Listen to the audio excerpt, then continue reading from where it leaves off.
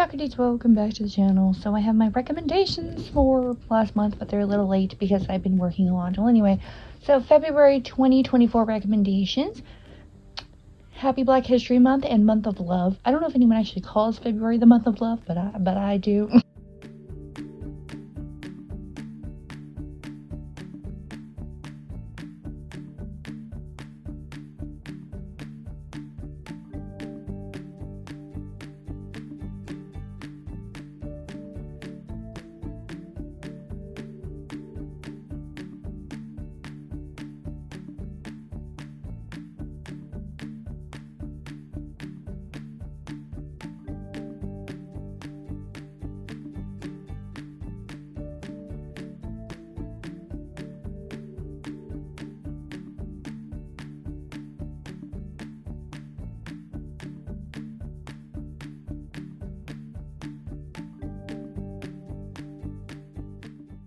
My month's been pretty good, so let's just get into the yes section. Extreme Love. Kind of going off the same vibes of my Strange Addiction. Most of these were wild stories, but I've seen more strange. Ani, the Honeymoon Murder. This is a documentary about a couple going into their honeymoon, and he tragically ends in murder because he went on the honeymoon just to kill her. It was kind of weird. Horimiya, The Missing Pieces. The sequel to the incredibly adorable anime came out a few years ago. I love the first season so much, and that was when season 2 dropped. I was excited to watch this cute little show and this cute little relationship. Yay. Sydney White. I swear I've seen this movie before, but I don't know. Either way, a slight retelling of Snow White, but at a college with normal college stereotypes. Love Has Won, The Cult of Mother God. Dear Lord, I want to be respectful because it's obvious that these people had some mental issues, but some of the stuff, they're wild for believing. For them to even say, like, Robin Williams is one of the celestial beings, and then, like, John Lennon, and then whenever she dies, they're going to come there on a ship to pick her up. And it's not really a religious cult, in my opinion. More like she's trying to be Mother Nature. I don't know. It was really odd. Cage Match. This MK movie was so good, and the animation style was amazing, and it just looked beautiful, and the way they portrayed Johnny was perfect.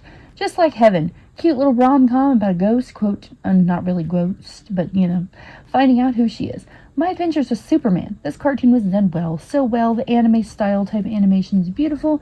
Clark's character is done very well and awkward and adorable, much like I expect he always should be.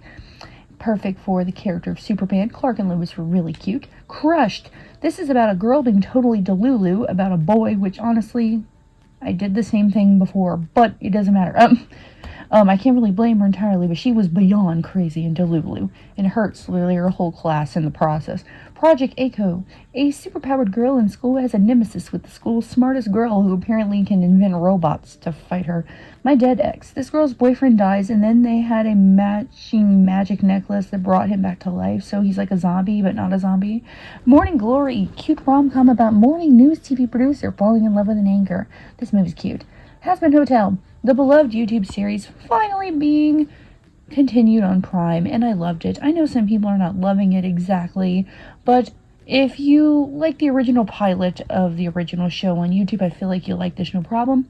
The Diamond Castle. I bought a movie bundle of Barbie movies, and it had some movies in it that I hadn't seen, so this was one of them. It's about a magic castle. And in Mary Boleyn, A Tale of Two Sisters, a documentary about the beloved Boleyn sisters. Vinland Saga. Me and my boyfriend started this anime together, and it's about Vikings. I feel like I had briefly watched this before, but I'm not entirely sure.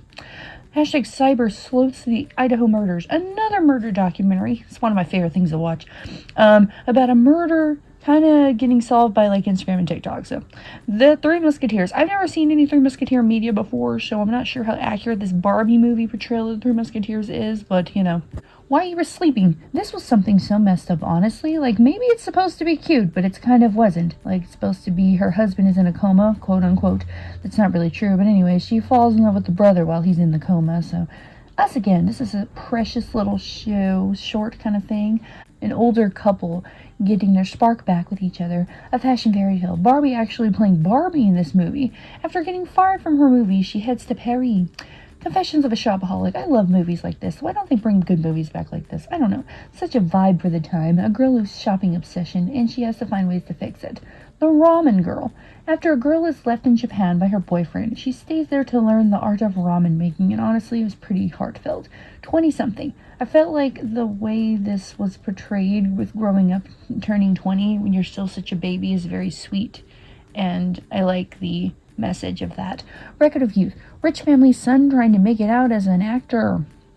And our cute, adorable girl lead is making a come around. Mama Agnes. This YouTube short film was very creepy, and I recommend you check it out. Princess Charm School. This was by far the best movie out of the new Barbie movies I bought. In a normal world, rules exist, and a normal citizen becomes part of the princess school and is chosen to go to the Princess Charm School. The Secret Door. This one, I believe, might be slightly based on the book The Secret Garden, but I don't know. This movie was absolute worst villain out of any Barbie movie I've ever seen. Lover, Stalker, Killer. This is another documentary about an online date turned stalker turned deadly. We all get too comfortable on the internet, and we need to be careful. Alexander, the Making of a God. I love documentaries, especially ones about historical figures. And I hope they continue the storyline of Alexander the Great. I'd love to see more. Queen Pins. This is the movie based on a true story, I believe. And it was such a fun watch. The Coupon Queen. I think that's what they were calling. Maybe I made that up. I don't know. Maraborshi. I don't know if I said that right. This movie was very odd. It was kind of like they were in a Matrix type thing. There was a fake society, but they were also a simulation. But everyone there is aware of it, and it's just, they think it's better that way. I don't know. Self. This short was a cute representation of always be yourself. Crossroads. I don't know how I never saw this movie starring Britney Spears, but it's really cute. Players. A group of friends use plays, basically tricks and lies, to get dates with people. And the girl in this, I forgot her name, actually falls in love, and everyone joins in so she can do a giant play to win him over. The Other Boleyn Girl. This story centers more around Mary Boleyn, even though Anne isn't really the main goal of the movie. She soon feels like it, even though she's technically not, but I'm not sure how historically accurate this movie is based on other things I've seen, because a lot of it seemed a little iffy, but I don't know. Sasaki and Mayano Graduation. I love this anime so much. This is like a little sequel movie thing, and it's so sweet. They're so sweet to each other, and it's so cute, and the animation is beautiful. Love Again. This tragic yet sweet movie starts with a woman losing the love of her life. She learns to move on and find love, as the title states. Bridgerton. I'm a little late to the show, but I can see why it's popular, and the costumes are designed gorgeous, though not historically accurate, still very beautiful. I think it builds a really nice universe.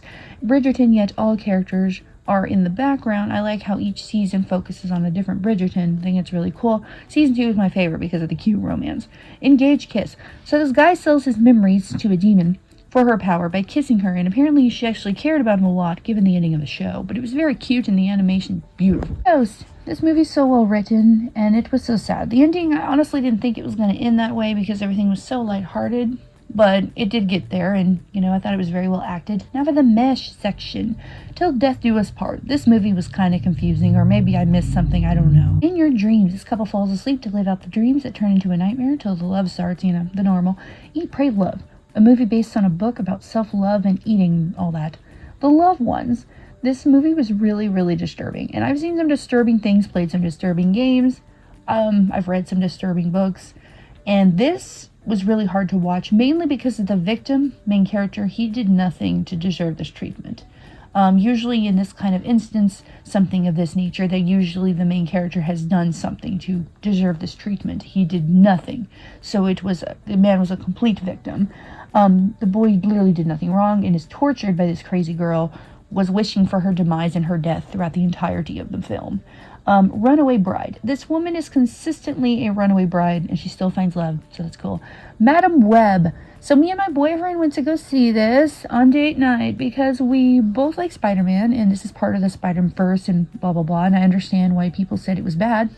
Very, very badly written villain.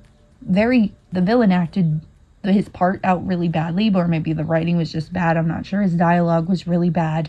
The movie had weird Pepsi product placement, but it's really, really noticeable. And some timing issues. Most of the characters were not fleshed out enough. And I know Madam Web's role in the universe and all of that is to gather spider people and eventually her demise as she dies and blah, blah, blah. Like, I know all this. I get it.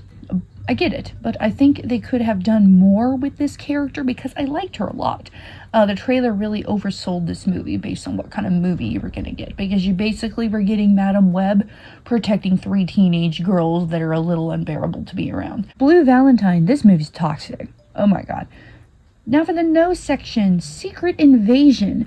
I don't know what it is about Marvel telling every little side story they possibly can just to get some money. But some stories do not need a whole show or movie dedicated to them, much like Madame Web didn't. I think Madame Web could have easily been a piece in another movie. Her part was that minimal. Marvel needs to learn quality over quantity really bad, because wow. And I feel like this isn't really a Marvel issue as much as this is a Disney issue, because Disney does this with all of their movies. Unnecessary sequels, unnecessary TV series, with their Disney films, and the Star Wars films and everything. So I don't really blame Marvel for this. This is a Disney issue. Cat Person. This movie's a little foul.